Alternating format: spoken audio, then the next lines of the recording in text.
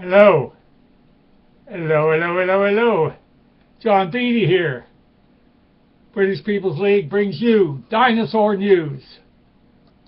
5 days a week, Monday to Friday. Missed 2. Where the hell's the screen here? Missed 2. Since we started in February. Missed yesterday's show, which is March 27th. We're here today, Friday, March 28th. To the good listeners and viewers, I owe an explanation. Very short and simple. Murphy's Law. Murphy's Law set in. I had a couple of appointments, and then a couple more people showed up. And it was urgent. They'd driven a long way. By the time the day was done, folks, I was wiped. So anyway, we're back to life. I'm glad you tuned in. We've had some response. There's a bit of a debate within my little brain up here. Do we dwell on how to get white people organized, especially those of British roots, our British heritage, our British culture? Well, that's always here, okay? And any thoughts hit the little brain, then I'll spew it forward. I don't know how these guys in the enemy camp enjoy watching our videos. I mean, I've just got a little brain, and I ramble incoherently. But anyway, our friends are used to me. That's all that counts. And the views and hits are picking up, which is great. So, the debate, you know, we're building our house of brick with white people, and we want to connect. I'm sick to death of the educational blogs out there about the money being all screwed up and the banks all screwed up and this and that. When are any of them going to talk about building, get the bricks ready, get the mortar, get ready to build our interconnected house? Accent the positive, deflate the negative as much as possible. Okay, so we had one great email. Oh, there were 2 or 3 others, but this was great. Helped me make up my mind. Do we continue with the reading of the book in progress? Or is it history and boring or whatever? Well, it's recent history. It's not that ancient. 1978, Canada's Secret Civil War. 1978 to the question mark. And we've got chapters in order. We've got papers in order. But Beattie Boy has to get in and type. And it all adds up. I probably cried a little bit a week or 2 ago. Doing a 20-minute video, it may not sound like much. You try it. You've got to be in the right mood. You know, the camera's focused on your puss. It's nerve-wracking. And then, you know, an hour build-up before the show, scanning over the notes. And then there's an hour to place the show in the proper YouTube world. And then to wind down from having it done. And then to listen a couple of times to see where I can improve. Along with the advice and tips I get from our blindness people, which I greatly appreciate. Okay, so we picked out the winner from yesterday's emails. Just picked up 2 new enthusiasts today. Extremely interested in the contents of your book. Seemingly, you rang some civil service bells. One comment re Pierre Elliott Trudeau was, "Oh, I remember that. Is that what was going on?" I think you are on to something, John. Hope some of those blankety blanks do not try to silence you. So I'm going to accept the different points of view that I get. I have another person not connected with politics, hardly at all, just pointed out that even if people don't believe half of what you're saying, John, in the book coming up, it's the entertainment value. I despise that aspect of it because men died. Some women died too in Canada's Secret Civil War. And to me, to have it a focal point for entertainment. But that's reality, okay? That's reality, and I accept it. And I'm not insulting those who would take the entertainment value of it. The enemy calls me an idiot. Well, I'll tell you, by the time I'm done with snippets that are going into the book, even some of our people might agree, because there's stuff that went on there that you'd think you dreamed up in a bar room. I'll be getting at them all. The draft for the book, we're calling them incidents, because there's so many incidents during the Civil War aspects that are spicy, unreal. I used to hound, as I said. Passed away Hazel was the go-between with the big shots. And I questioned them and questioned them, and I barked at her, and it was super hard on her. She had to take it from me barking, I don't believe it. The other side, the command, not the other side. Although some of our people did turn traitor and went to the other side. The big shot that was going to be our administrator for Canada. You see, the word administrator in the British North America Act works fine.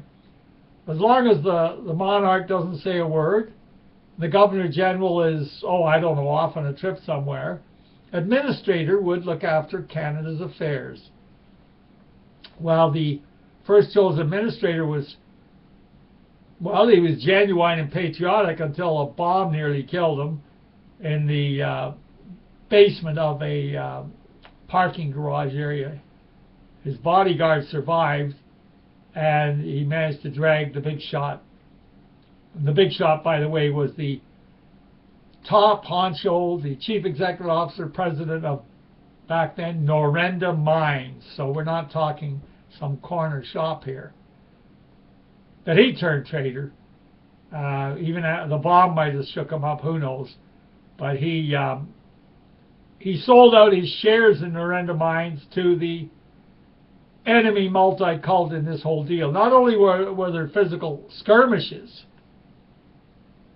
but the fight went into the stock exchange. Whoever could control the stocks of a given company, companies on our side, large ones, we pretty well had the personnel at our disposal, those that wanted to be in our camp, and of course most of them wanted to go along with the boss. And the enemy camp was the same way. So the big shot, insider trading, Reichmann Brothers and Caisse de Populaire, the French, the Quebec pension fund for teachers, etc. Well, you know those pension funds build up into the millions. So combine the teachers' pension fund with the Reichmann's money combined, we're outbidding our people for Norenda Mines, although apparently Norenda Mines was looking for a white knight. But then, right when perhaps some white knights were lined up to keep Norenda Mines in our camp's hands, the rug was pulled. Mr. Powers sold his shares for $3 million to the opposition multi-cult companies. So when an Ontario Securities Commission official was asked by a Globe and Mail reporter, and this was in the business section, we've still got all the clippings of the Globe and Mail, not the front page, not where the public would read it, no, the business section. And Mr. Powles was asked by the newspaper reporter, and the securities guy was right there. Well, actually, they asked the Securities Commissioner, the head of the Ontario Securities Commission, Mr. Powers has been accused of insider trading. It looks like there was. Why are you not charging Mr. Powers with insider trading, which is against the Criminal Code of Canada? You know what the answer was? It was right in the Globe and Mail. The answer was, we don't put a man of Mr. Powers' stature in the criminal courts. Well, isn't that lovely? Tell that to some kid who got a record for smoking a bit of pot or stealing some hubcaps. So that is the beginning as to why we never totally were successful. But again, the people who passed away in our camp did not die in vain. Quebec is solidly in Canada as a result of their supreme sacrifice. But we had traitors galore when it looked like we were going to win. Now, what would the original indicator be of a win? A win back then, early 80s, would have been having yours truly on air broadcasting, okay? With the voice that there has been an administrative coup overnight in our dear country of Canada, everything's the same, constitutional monarchy, etc. That would have been the broadcast. Whoever can make a national broadcast, controls the airwaves, also obviously must control the country. If you control the airwaves, you control the country. So attempts were to get yours truly on air.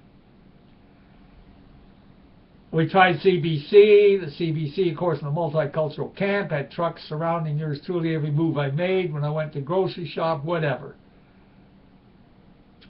And every time we made an attempt, things happened.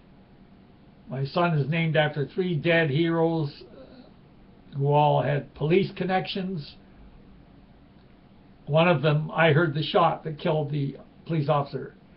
He was going to pick me up. I trusted this particular officer. Pick me up, take me to the CBC on Jarvis Street, the old headquarters, and make our announcement from there.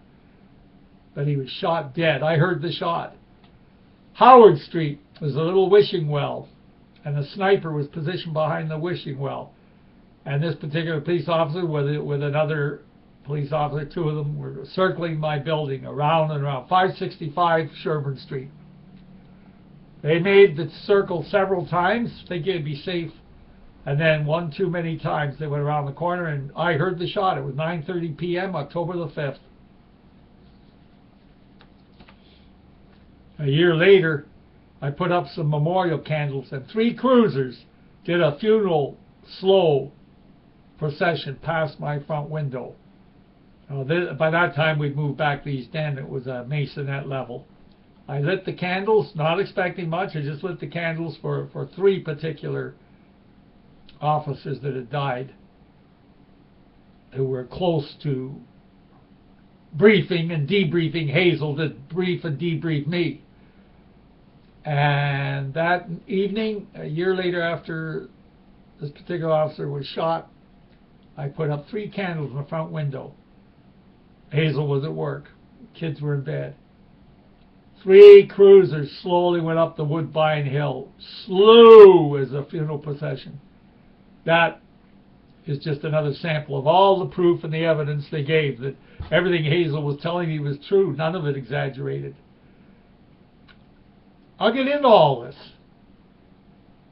Time after time, the evidence was put to me, and that in itself is another story.